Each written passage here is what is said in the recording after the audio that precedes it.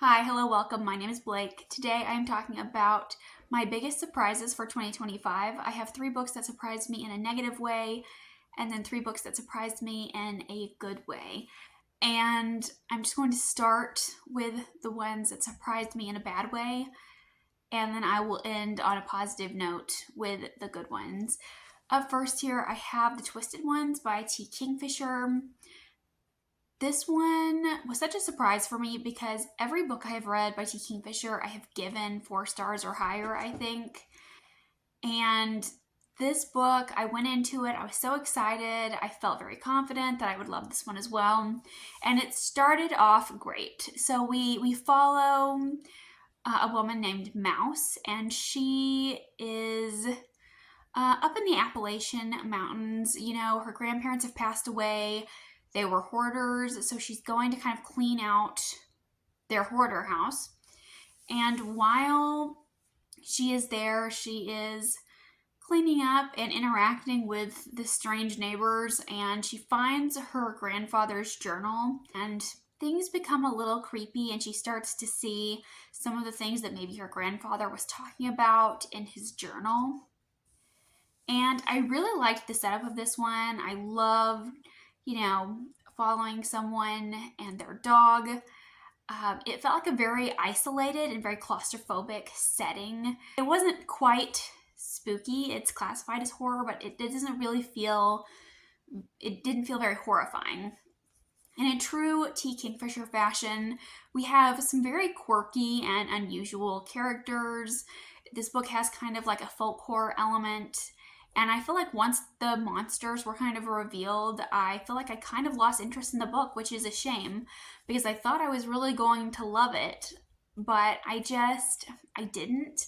I didn't get that scary feel from it. And then there is something that happened near the end of this book. We have kind of like a pregnancy plot line, and nope. I noped out of that one so fast. I ended up putting the book down and I didn't come back to it for weeks because I have this weird thing about pregnancy. Anytime I hear about it or read about it, it really just grosses me out and makes me feel physically ill in a way that I cannot explain to you. Ended up giving this one 2.5 stars. I don't really know what happened. Somewhere along the way, like, it just kind of lost me. But if you are a fan of T. Kingfisher, I would still recommend giving this one a go, especially if you are a fan of her horror books. I know that I feel like there were some similarities between this one and The Hollow Places. I read The Hollow Places at the very end of last year and like went into The Twisted Ones right away. I feel like maybe I shouldn't have done that. I feel like I kept comparing them and I saw a lot of similarities between the two. And I think that also took away some of my enjoyment as well. And my second surprising disappointment was The Ballad of Songbirds and Snakes by Suzanne Collins. I was so excited to read this book when it came out. It was like high priority for me, but then I started seeing all these negative reviews come in, and that started to worry me. So I ended up watching the movie first. Shame on me, I know. But I ended up really liking the movie, and I wanted to check out the book. And this is kind of a weird one. Like, I really struggled, to figure out how to rate this one. I really enjoyed The Hunger Games when I read it in high school. I love these kind of prequel stories. I love villain origin stories. So I felt like I was really going to love this one. And President Snow was such an interesting character in the original trilogy. He's so mysterious. He's so controlling. He always seems to think like 5 steps ahead. And he just seemed like this really mysterious and intimidating sort of character. And I was really excited to see his backstory. And this is an interesting book because I feel like I could talk about this book for hours. There are so many discussions you can have surrounding this book. There are so many themes and hints and foreshadowing. And there were a lot of elements that I enjoyed and elements that I did not enjoy. But then we get to the end, in the beginning of the book, we see that he is very controlling. He's very manipulative. He's power hungry. He's very calculating, and he really cares a lot about how people perceive him, and he's got a lot of suppressed anger, and I feel like he has like a lot of resentment towards others. And you can see that in the very beginning. Like, he starts out as a character that you don't like, and you are well aware of that when you start. And then I feel like there is a certain point as you are progressing where there is a switch that is just flipped in Snow's character. Like, he goes from being like a level 3 villain to like a level 10 villain out of nowhere, in my opinion. And I was not expecting that. I feel like I was expecting, a gradual change in character, or like these gradual hints to see who he was, or, hints to see who he would become. And nope, I feel like it was like click, and then he had a whole new personality within a couple of chapters. And I was like, how did he change this quickly from here to here? Make it make sense. And I was really frustrated with that. And I feel like that really took away from the end of the book for me. Next book I want to talk about is Howling Dark by Christopher Ruocchio. This is the second book in the Sun Eater cycle. And I really loved Empire of Silence.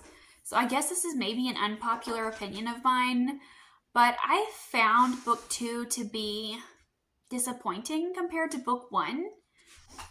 Book 1, I had some complaints. It's meandering.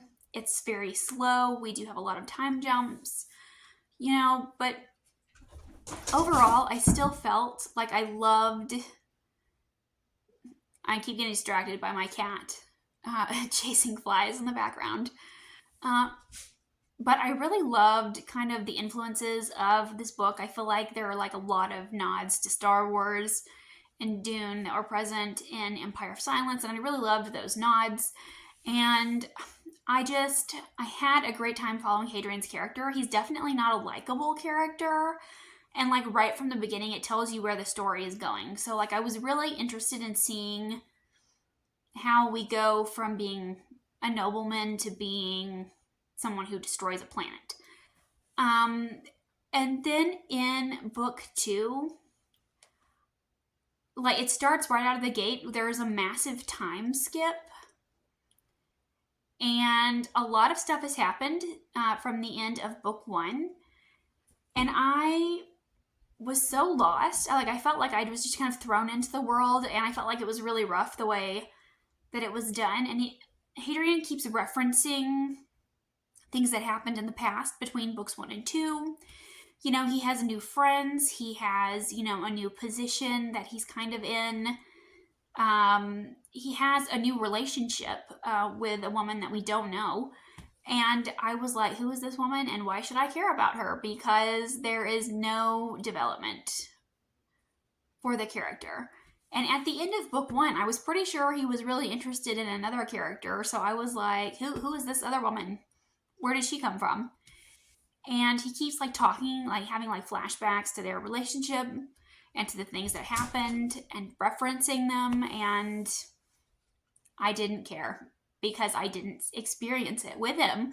So that was kind of one thing that really altered my enjoyment of this book, I think. And I know that this book takes place over hundreds of years, this series. So I knew that there would be a lot of time skips. I just didn't like the way this time skip was done. And as we progress, like there were some really interesting moments. We have kind of this main villain that we were introduced to early on in book 2, and I was interested in that. And then I feel like in the middle of the book, things slowed down a lot. And we have like a bizarre kind of like carnival aspect in the streets, and like there were some like really weird things going on in this book, and I was interested in those weird things. And then I feel like the last 20% of this book was really interesting for me. I feel like we had this conflict with this alien race, the Cielson, and I was interested in that. But I feel like everything in the middle of this was really slow, really meandering. I flew through book 1 in 2 sittings. Like I couldn't put that book down. And then here in book 2, I spent weeks reading this book. Because when I would put it down, I just wouldn't have any interest in returning to it.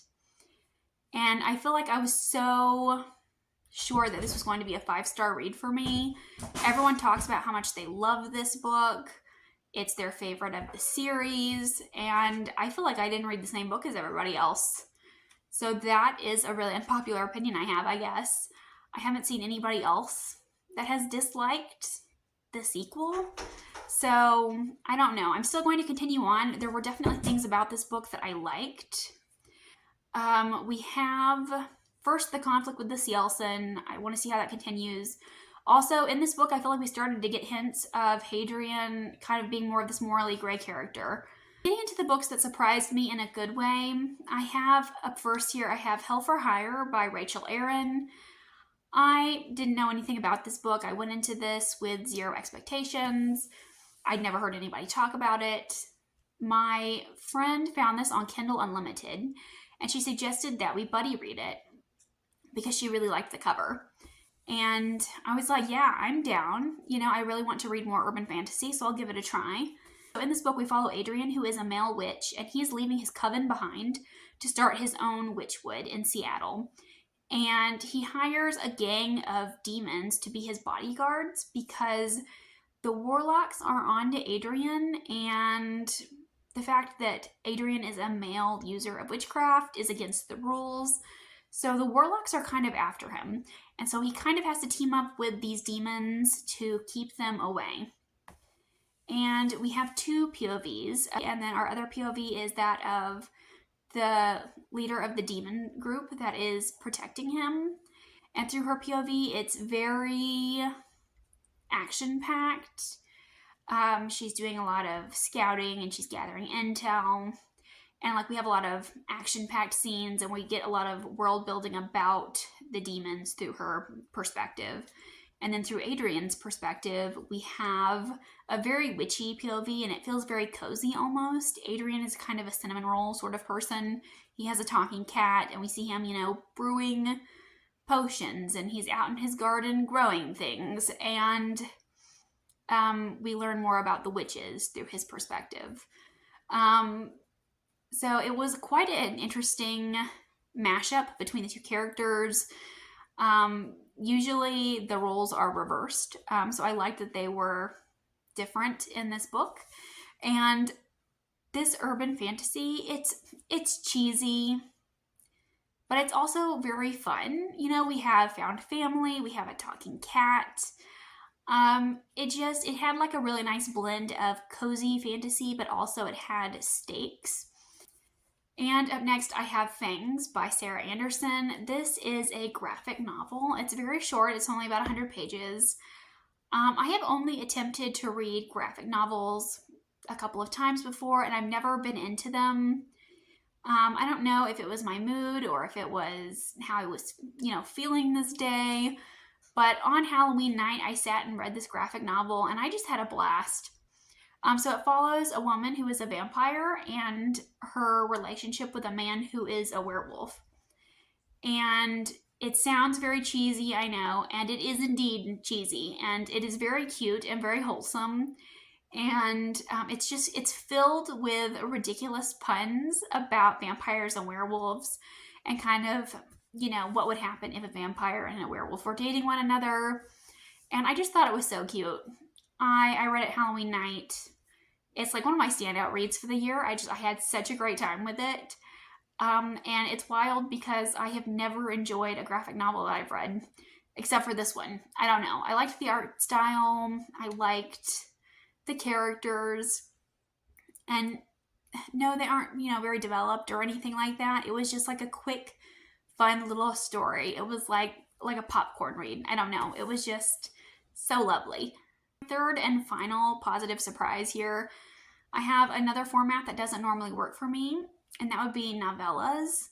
I have read a couple of novellas this year, and I ended up enjoying all of them, which is a huge surprise because I normally really dislike novellas. But that is the Curse Bearer series by Veronica Roth. This is a series of 2 novellas, and it follows Polish mythology, and we follow 3 individuals who have various curses placed on them that they are trying to get rid of. And our main POV is Demeter, and he is a knight of the Holy Order, and he and his family have been sworn to slay monsters. And he no longer wants to be a monster slayer. So he teams up with 2 other monsters, and they seek out Baba Yaga in an attempt to get rid of this curse. And I thought it was so interesting. It was such a clever setup. So we have all of these characters like living in modern day Chicago. But Polish mythology is still very much alive and well there. And I loved, these different mythical beings and these different sorts of fairy tales that are sprinkled through here in the stories that I really liked. And we have the night aspect, which I also really loved. And I loved that this took place in Chicago. Like, I feel like that was such a bizarre choice. But it was so well done. I loved the descriptions of like this gritty, grimy city and these monsters that kind of come out at night and they feed off of people's emotions in the city. And I feel like it was so beautifully written. I loved the monsters in this. Both of the novellas, 1 and 2, were so good. Like, I read them so quickly, not just because they were short, but I feel like they really captured my attention. And I also had a lot of questions. I really and truly do believe that these could have been full-length novels. I wish that there was more there for me to consume because I had such a great time reading them, and I loved these characters and their interactions and seeing all of these monsters and how they are surviving in the modern world. But those are some of the books that surprised me this year. Let me know if you read anything that surprised you. I would love to hear about it. Thank you so much for watching, and I'll see you again with another video soon. Bye.